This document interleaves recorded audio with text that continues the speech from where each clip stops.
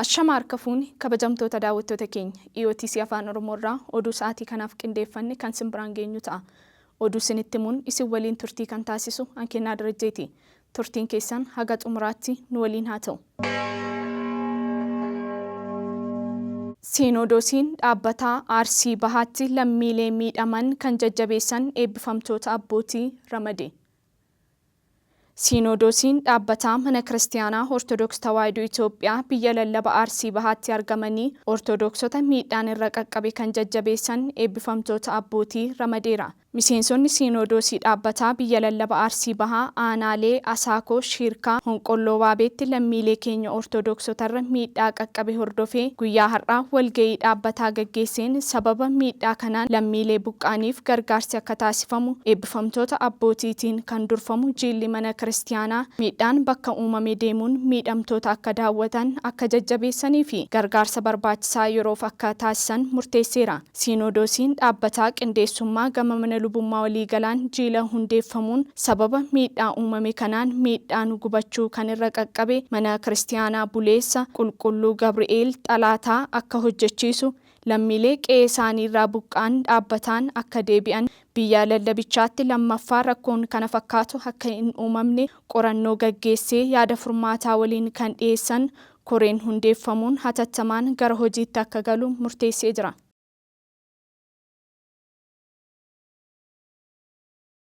Jilli eebbifamoo hojii gaggeessaa waliigalaa fi eebbifamoo barreessaa qulqulluu Siinodoosiin hoogganamu ministeera nageenyaa Ifedirii fi aangoota olaanoo mootummaa naannoo Oromiyaa waliin marii taasise. Abdii Milkeessaa qindeeffatee jira. Jilli eebbifamoo hojii gaggeessaa waliigalaa fi eebbifamoo barreessaa qulqulluu Siinodoosiin durfamu ministeera nagaa federaalaa fi aangoota mootummaa naannoo Oromiyaa olaanoo waliin marii taasise.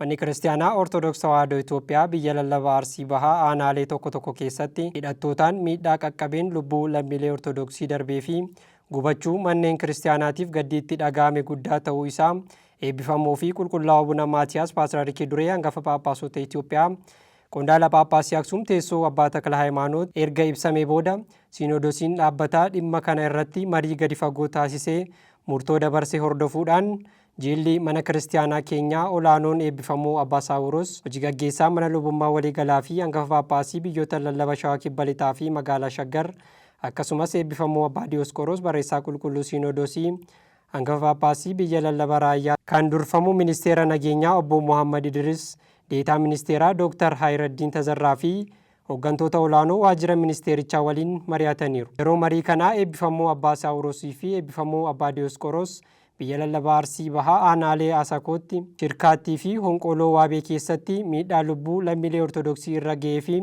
gubachuu manneen kiristaanaa seena qabeessa irratti gaddi guddaan akka isaanitti dhaga'ame ibsuun mootummaan madda rakkichaa qoratee furmaata waaraa akka barbaaduu fi naannichatti nageenya amansiisaa akka fidu xiyyeeffannoo kennuun ibsaniiru.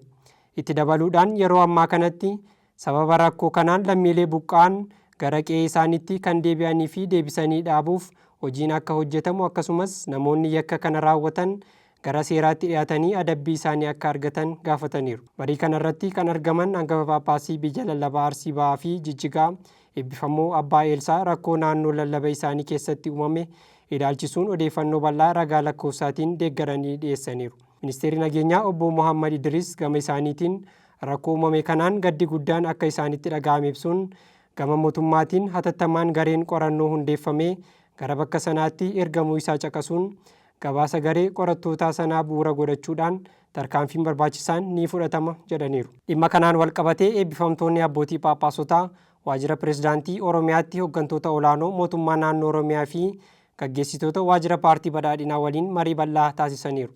Yeroo marii kanaa hooggantoonni olaanoo naannichaa akka ibsanitti mootummaan naannichaa rakkoo naannichatti uumame to'achuu fi balaa dabalataa qaqqabuu danda'u ittisuuf qabsoo guddaa taasisuu isaa yeroo ammas gara bakka sanaatti gareen qorataa ergamuu isaa fi bu'aa qorannichaa hordofuudhaan yakkamtoota seeratti dhiyeessuuf hojiin jalqabame jabaatee akka itti fufu eeruun manni kiristaanaa amantoota jajjabeessuu fi deeggarsa gochuuf carraaqqii ishee hunda keessatti mootummaan naannichaa deeggarsa barbaachisaa akka godhuuf ibsaniiru. Oduu walqabateen Siinodoosiin dhaabbataa mana kiristaanaa Ortodoks Tawaahidoo Itoophiyaa fi waajjira olaanoon teessoo Paatriyaarkii lammiilee buqqaan deeggaruuf gara qe'ee isaaniitti deebisuuf akkasumas mana kiristaanaa gubatee deebisanii ijaaruu fi naannichatti lammata rakkoon akkasii akka hin uumamne gochuuf hojii jabaatee akka hojjetan marii xumuraa jila ergaa waliin taasisan irratti ibsaniiru.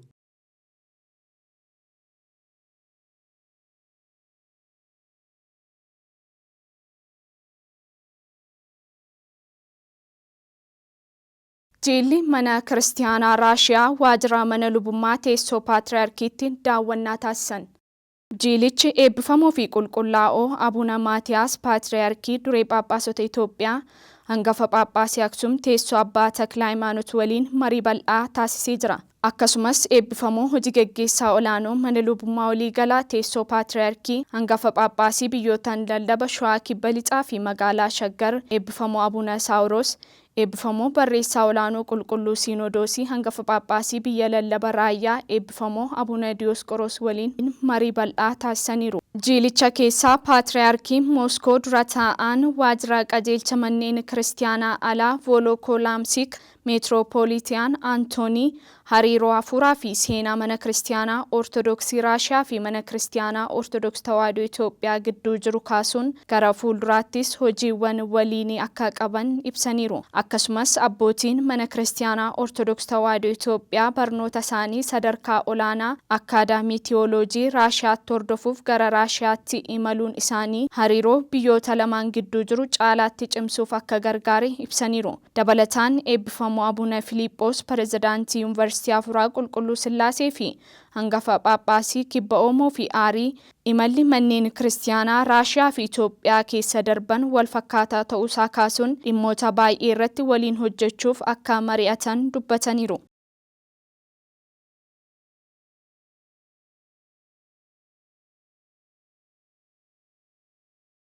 Kabajamtoota daawwattoota keenya EOTC Afaan Oromoo irraa oduun sa'aatii kanaaf isiniif qindeeffanne haga ammaatti kan daawwattan ture. Oduu isinitti himuun isin waliin turtii kan taasise Ankinnaa Darajjeeti. Qophiilee EOTC Afaan Oromoo afaan biroo waliin turtii gaarii.